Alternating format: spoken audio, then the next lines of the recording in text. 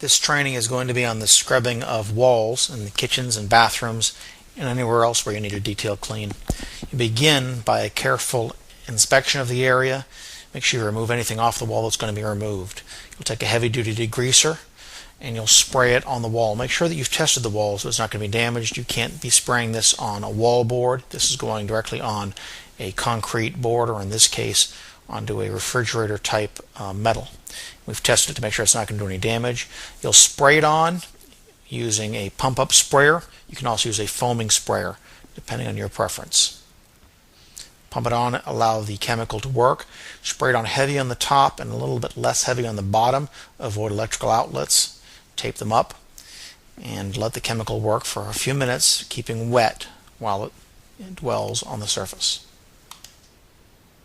Typically a project like this will be done in a team of 2 or 3 depending on the size. We're starting this project with a team of 3. We'll also work in teams of 2. This is a metal wall, so the first thing is to spray plenty of chemical and then to go back with one person in detail using a hand scrubber or a toothbrush or a razor blade.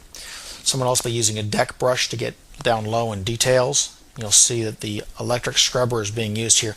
That's a low RPM machine. You're applying the pressure, so it only hits the wall with as much pressure as you apply with your arms. We're using a brush in this case. It's got brushes and pads. We're using a brush to try to bring out the texture that's on the walls. We've got diamond plate and textured aluminum.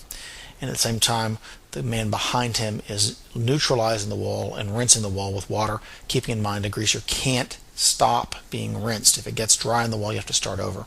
Here you'll see the machine working down low. It does a great job on diamond plate and any raised surfaces. You're going to want to make sure that you keep the machine flat against the wall whenever possible to keep from healing and doing damage or taking paint off that's unnecessary.